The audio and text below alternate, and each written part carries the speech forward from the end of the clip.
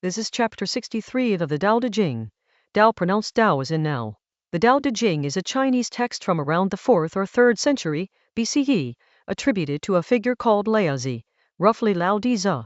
Chapter 63 is about the ordinary texture of how difficult things actually get done, and why the people who seem to accomplish the most are often the ones who stop trying to be impressive. Wei wu wei, shi wu shi, wai wu wai, da zhao du xiǎo, pao yuan yi dai, tu nan yu kai yi, wei da yu kai zai, xiǎo nan shi, bai xiu yu yi, Tiānxià da shi, bai xiu yu zai, shi shèngrén zhōng bu wei da, gu néng sheng kai da, fu qīng yu bai gua xin, dui bai du nan, shi shèngrén yu nan zhai, gu zhong wu nan yi, act through non-action, handle affairs through non-interference, taste through not tasting, treat the large as small and the many as few, meet resentment with virtue, plan for the difficult while it is still easy, accomplish the great while it is still small. The world's difficult things arise from what is easy. The world's great things arise from what is small. Therefore the sage never sets out to do anything great, and so is able to achieve great things. One who makes promises lightly will find little trust kept. One who treats many things as easy will find many things hard. Therefore the sage treats all things as difficult, and in the end encounters no difficulty. The chapter opens with 3 parallel phrases: act without acting, handle affairs without handling, taste without tasting. These are not riddles, they are pointing at a quality of engagement, working with things rather than against them, without force or self-consciousness. A musician who has practiced for 20 years doesn't try to play. The playing happens through them. Then comes something that can read as sentimental. Meet resentment with virtue. In context it belongs with what follows. Don't meet a problem at its most inflamed point. When someone is hostile, responding with more force compounds the difficulty. The text is already building toward its central move. That move is this: difficult things start easy, great things start small.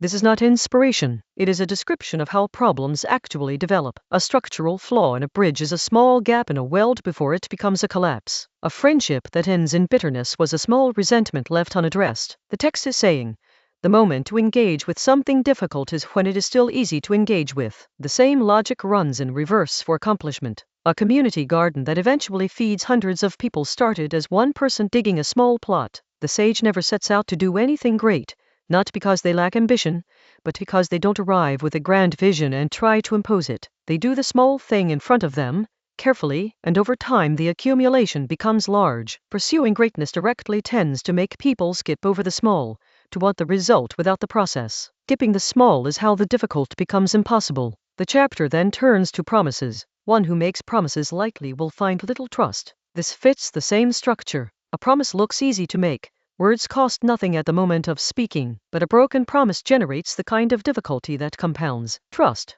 once lost, takes enormous effort to rebuild. The person who promises freely ends up in a world of disappointed people and unmaintained commitments. The final inversion closes the logic. The sage treats all things as difficult, and in the end encounters no difficulty. This is not pessimism or excessive caution. It is the same attention to the small. If you approach each task with care, including the ones that seem trivial, you don't accumulate the backlog of neglected small things that eventually becomes a crisis. What's useful here is less a technique than a reorientation.